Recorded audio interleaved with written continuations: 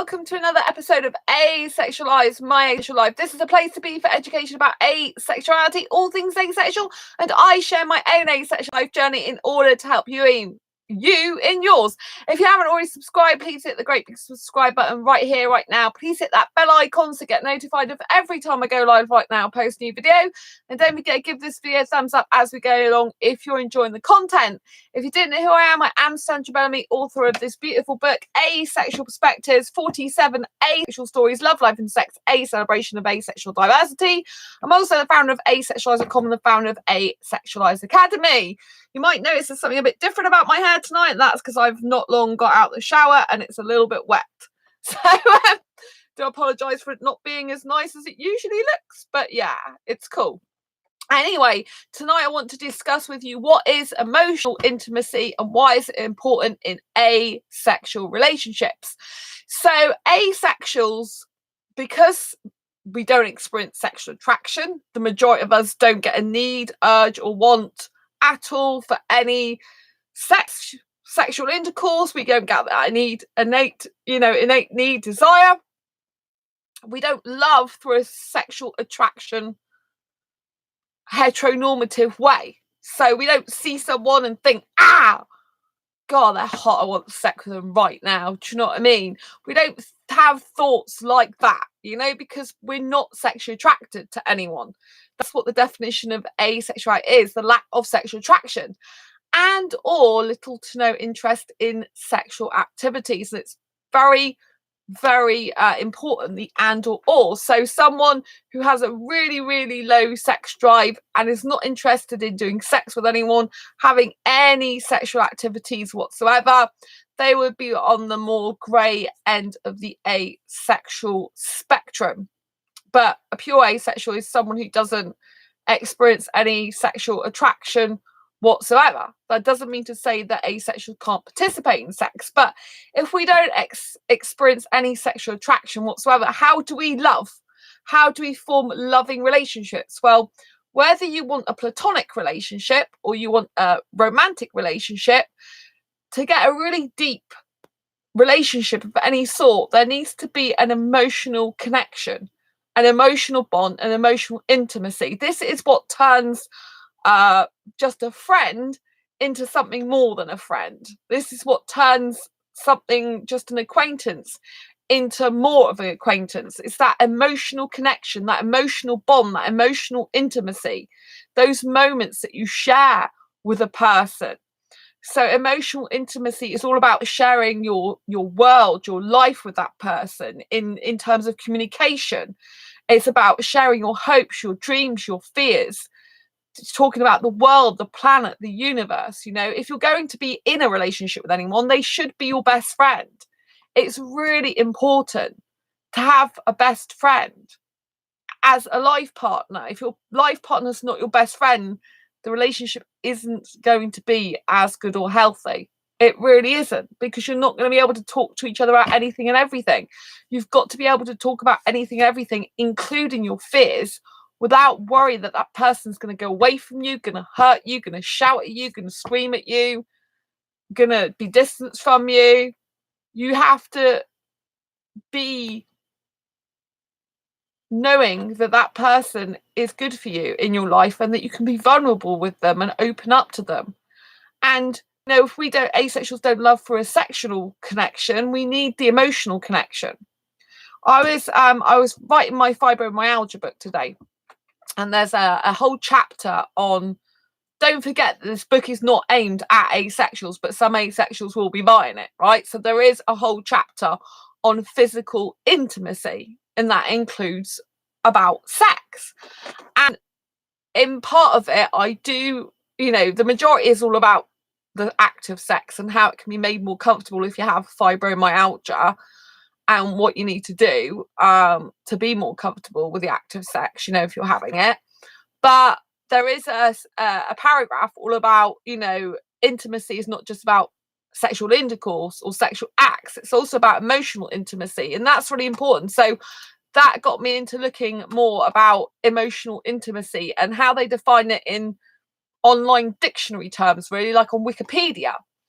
So emotional this is what I'm going to read from Wikipedia. Emotional intimacy is an aspect of interpersonal relationships that varies in intensity from one relationship to another and varies from one time to another, much like physical intimacy. Emotional intimacy involves a perception of closeness to another that allows sharing of personal feelings accompanied by expectations of understanding, affirmation, and demonstration of caring. So, emotional intimacy can be expressed in verbal and non-verbal communication. The degree of comfort, effectiveness, and mutual experience of closeness might indicate emotional intimacy between individuals. Intimate communication is both expressed, e.g. talking, and implied, e.g. friends sitting close on a park bench in silence. Emotional intimacy depends primarily on trust, as well as the nature of the relationship and the culture in which it is observed. Emotional intimacy is different from sexual intimacy. Sexual intimacy can take place with or without emotional intimacy, which is really interesting. Like for me, when I was having sexual intercourse and when I was doing sex, it was always a very, very emotional experience for me. Sometimes too emotional. It left me feeling raw and upset, you know. I didn't know I was asexual back then, but that explains my feeling of rawness. You know, to me, sex is one of the very, very, very utmost emotional things you can ever do. Giving your body to someone, your mind and spirit and everything in that making love type of scenario, it's just, well, I'd rather not have sex ever again, put it that way, you know. I can't have sex and not be emotional about it. It's not who I am, you know. But there are asexuals in my new Asexual Sex Stories book that's coming out. There are asexuals in there that might be different to me in that respect, you know. So it's going to be a really, really interesting read. But you know, it's interesting that emotional, you know, sexual intimacy differs from emotional intimacy because it often does not occur with any kind of sexual context.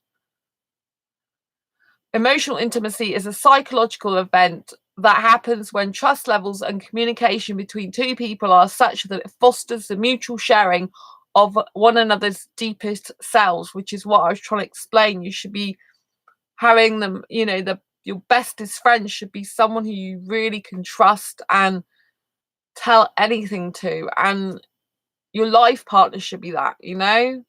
I can't be with someone in a long-term committed lifelong relationship that isn't my best friend, that doesn't want to talk to me, that doesn't want to understand me, that doesn't want to communicate much for me, because it's just not going to be good for me, you know. That's not going to be an emotional fulfilling relationship for me.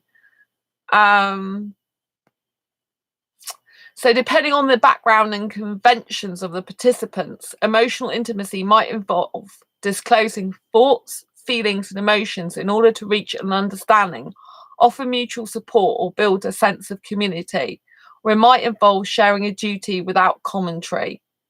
Deep intimacy requires a high level of transparency and openness. Conversation is a key point in every emotional intimate relationship. For example, a long distance relationship is purely based on conversation. A long distance relationship can be stronger in comparison to a normal one because it forces the two partners to enhance the conversation process. This involves a degree of vulnerability that can feel uncomfortable or anxiety producing to many individuals. These feelings do, however, tend to diminish and even dissolve over time and with practice. Couples who partake in this act of emotional intimacy are able to be more comfortable with each other. They feel they can share their dreams and their positive characteristics, along with negative characteristics, to share how much you care. It is important to practice emotional intimacy in relationships. A lack of emotional intimacy could be solved by taking the time to be with your partner throughout the duration of your relationships. Many specialists suggest that talking about problems as soon as they arise is wise to continue emotional intimacy. Being honest, expressing appreciation, and routinely communicating also keeps a stable emotional intimacy.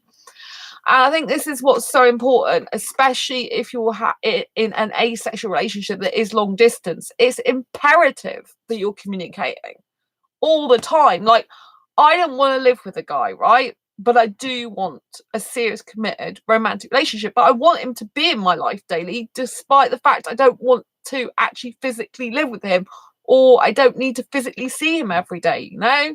A couple of times a week, seeing him, quality time would be great, but I need to feel like I'm in his life daily. I need the type of relationship that's a bestest ever friendship, the one where you share your day with each other, the one when you talk about what you've done at your weekend, the one where you just gladly say, you know, this is what I'm doing now with my life, this is how my work's going, this is what projects I'm working on. You know, I think it's really important for two people to have their own lives and do their own thing, but it should be inclusive of the other person, as in terms of communicating what they're doing, communicating what's going on in their life, so that your partner always feels a part of your life. You know, I even have this with some of my closest asexual guy friends. They tell me, they share their life with me, you know, stuff that's going on in their life, stuff that they're feeling or thinking or doing, you know, and it just creates that much more closeness and friendship with them, because they share all that stuff with me, because there's no fear there. Once that people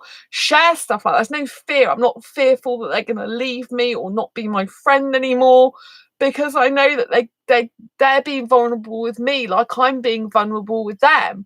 And, you know, in order to have a really good asexual relationship, like, for example, I want a romantic relationship in the future, I need to have that type of relationship with a guy who I want to actually be in an intimate relationship with, in terms of physical kissing too. I don't want sex, you know?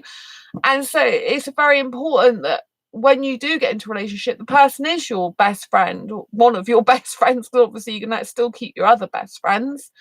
But they should be like your soulmate, you know, your romantic or platonic relationship soulmate. They should be the love of your life. They should be the most precious thing to you, and you should cherish each other's hearts, you know. And emotional intimacy is just that. It is very emotional, you know, and you've got to be strong as well. You have to be strong and vulnerable at the same time. And I know a lot of asexuals, they don't like that vulnerability. They don't like that. Makes them feel fearful and scared and worried. But you're only going to get to the level of relationship you really want that's sustainable if you do be vulnerable with that person. Yes, it could cock up. Yes, they could leave you. You could leave them.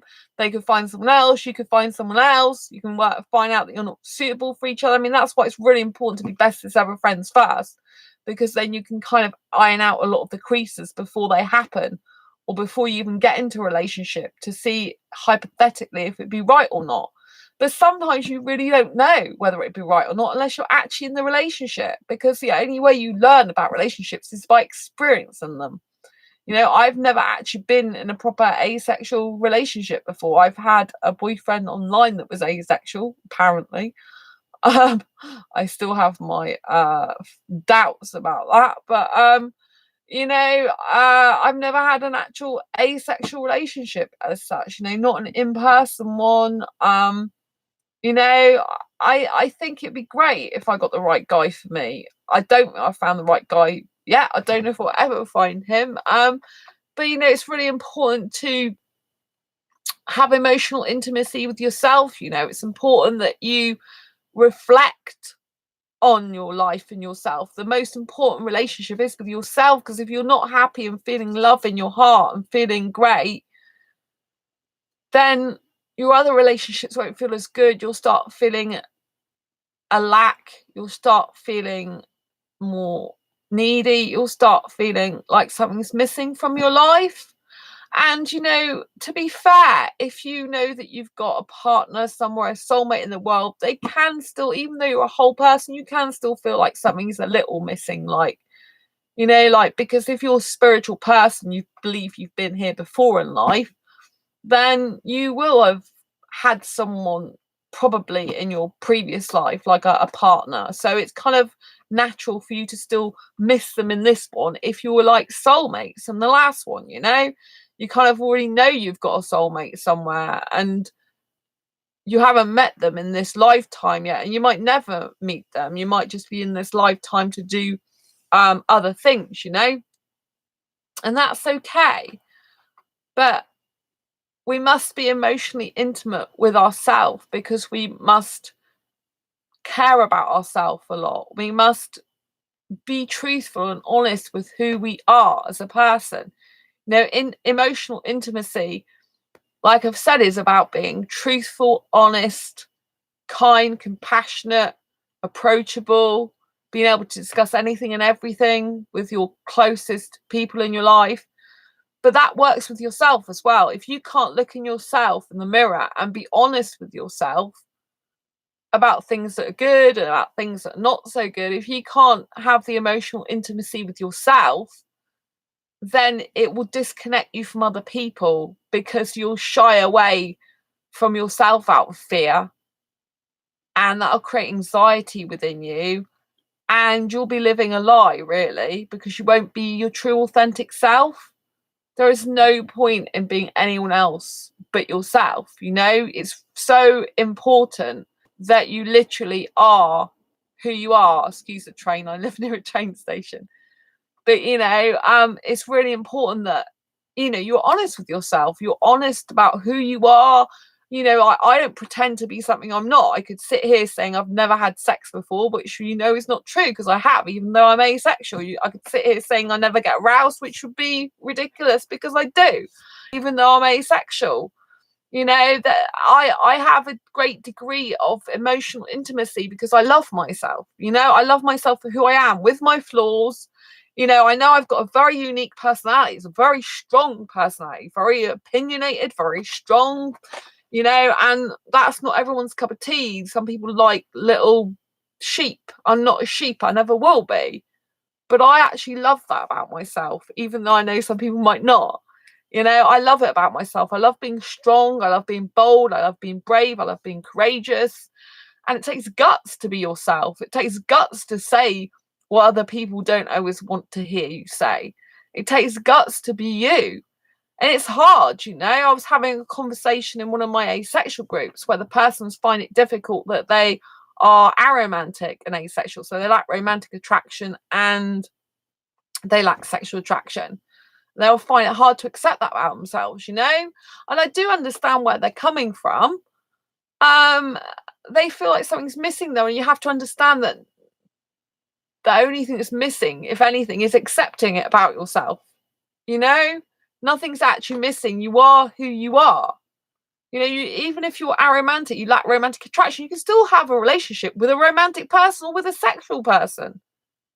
You don't have to stop having relationships with other people or having a type of relationship you want. Even if you're an asexual, if you desire, if you wish to experience sexual attraction, if you don't, but you still want to try sex, you can still try it. No one's gonna, punish you for trying it if you want to try it. I think you should truly be who you are. I don't think you should bow down to society or stereotypes. I think you should really be who you want to be. I really do. I like younger guys, don't I? People are like, oh, you like younger guys? I'm like, yeah, I do like younger guys. I can't help it. It's just the way I am. I find it difficult with my hyper-romanticism, but it's still being true to who I am. I'm a very romantic person. I'm one of the most extremely romantic persons I know on the planet. So that's just the way I am, and I kind of like romance. I love being loved up with myself. So on Wikipedia, it also talks about emotional intimacy scales, which I found very interesting. The 5-item emotional intimacy scale, I'd never heard of it before, this is EIS, is a scale which enables to evaluate the emotional intimacy in a relationship. Its goal is to predict the different outcomes produced by the existence of an intimate relationship.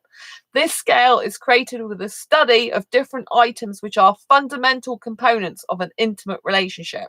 Some persons need to answer a questionnaire. They answer to judge the degree of truth of each of these components in comparison with their actual situation. There are 5 of them. So this person completely accepts me as I am. I can openly share my deepest thoughts and feelings with this person. This person cares deeply for me. This person would willingly help me in any way. My thoughts and feelings are understood and affirmed by this person. The results are putting in correlation with specific values which characterize an individual, such as psychological and physical well-being, social support, and health. I have to say that my two best asexual friends, I have that with both of them. They really love and accept me for who I am as a friend, and I do care about them a lot. And I'm seeing my best asexual friend soon. I can't wait. Not long to go now, about a week and a half. So I'm really excited about that. Yeah. So, you can have emotional intimacy with your friends, not just in a relationship. Although with me, I find it difficult because I'm in the past for years. I've always been used to emotional intimacy just being in a romantic relationship. So it's still really new to me, having emotional, intimate relationships with friends. I never had that in the past. So it's still taking me some time to get used to it. I like it in some ways, but in other ways it feels weird because I'm like, I don't experience platonic attraction, and it can make me like, feel a bit like the relationship is more than a friendship, which I guess it is more than a friendship in the sense it's closer than an average friendship, but it just feels a bit, it feels good. Like, don't get me wrong, like the people who are my really, really close friends, I feel great that they are close to me in that way. It's good to have some support. It's good to have like people who are asexual, who are there for you. It's really important. It just feels a bit weird that I'm not getting that in a romantic relationship, I guess. Do you know what I mean? Like, that's what I'm used to in the past, I guess. But then in the past, I wasn't in good relationships. So my friendships that I have now are far better than any romantic relationships I've had in the past. I'm closer to the people. They understand me more. They care about me more, and vice versa. I really care about them as well. They are amazing. So emotional intimacy is essential to have in any asexual relationship because we don't experience any sexual attraction. And if someone is an aromantic asexual, they lack romantic attraction and sexual attraction, they still are capable of forming deep emotional bonds. In fact, their whole focus of their life with their friends is normally deep emotional bonds, because they need that friendship. Because they're not in romantic relationships or not pursuing it. A lot of aromantics, they need that relationship more than anything, that close friendship. It's kind of, they crave it. It's what they feel in their being, from what from the aromantic asexuals that I know. And because they do still need that closeness, just not in the same way that romantic people do or sexual people do. So emotional intimacy is a huge topic that probably could go on and on about it. There's lots of ways you can show emotional intimacy. You can show emotional intimacy by sharing a project together. Like if you're both working on something creative, say you're both artists and maybe you're painting a picture together. I mean, that is a very emotional, intimate thing, because you've both got to trust each other that you're not going to like muck up the other person's artwork. You both got to trust that you both finish the project together. You both got to trust that you both put hours into the project together. You've both got to share your thoughts on how the picture artwork should be. And, there's a lot of soul in your artwork. There's a lot of spirit, So emotional intimacy, you can get through sharing of projects together, sharing of a business together, sharing your dreams together, your passions, your hopes. And an asexual relationship that's based on a deep emotional connection that is sustained and maintained by those two people is phenomenal. I know it's phenomenal. I know what my emotionally intimate friendships are like. If I just imagine taking that even a step further, for me being in a romantic relationship, it would just blow my mind if I got the right guy who wanted what I wanted, because we'd have the physical kissing as well, which would be very, very emotional as well. As it does make you very vulnerable as well. Like I said, emotional intimacy is not something that that comes easy to people, especially people who they lack emotional intelligence. And emotional intelligence, they usually lack that because they haven't opened up emotionally to other people. They haven't wanted to be vulnerable. They haven't wanted to express that side of them. So they're still shutting it away. And therefore, that when they start talking, and they don't share parts of their life with the other person doesn't feel like reciprocating, or if the other person does, then they'll feel like it's just one-way relationship, and that relationship will diminish or vanish or only be just more of a casual friendship. The emotional intimacy is what takes a acquaintance or someone you don't know as well, in terms of a friend and a general friend. What turns them into more than that. It's what turns them into someone you can trust, confide in, who can be an ally to you through thick and thin. The deep emotional bond has to be maintained and sustained by both people, though. So if you do get into a relationship with someone, and then one person all of a sudden stops being emotionally intimate, they stop opening up, they stop telling the person their goals, ambitions, and dreams, they stop telling the person about their day, they stop telling the person about their week, they shut them out of their life, that relationship is not going to last lightly. If it does last, it'll be very, very rocky, because in order to maintain and sustain a healthy, long-lasting, loving relationship, the emotional intimacy has to be maintained and sustained. You need to feel like you can trust the person, that they are still sharing their life and world with you. When someone doesn't do that, you start fearing. You start thinking they're going away from you. There's a lack, and the more you feel a person's going away from you, the more you'll try and either hold on to them and try and clutch at straws with them, or push them away. Either way, you will end up parting, right? That's when it becomes upsetting and painful.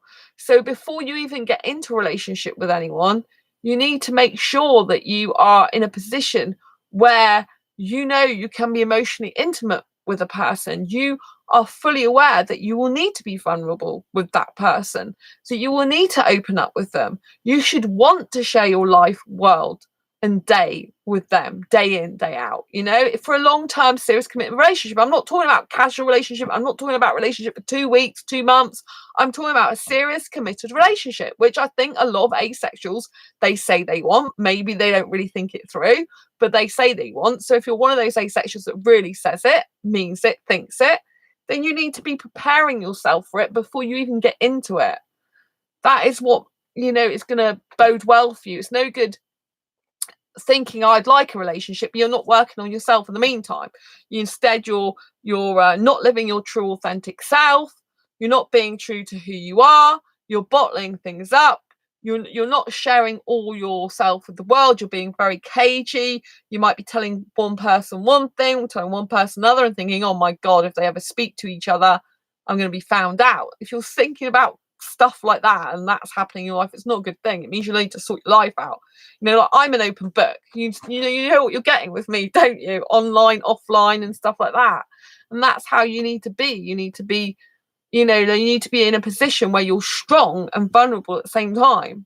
Like, obviously, I share a lot of stuff on this channel, which is very vulnerable, but I'm a strong person. So I know I can do that because I'm trained that way. You know, I know my worth, I know my value, and I know that things from my past don't affect me like they used to, you know?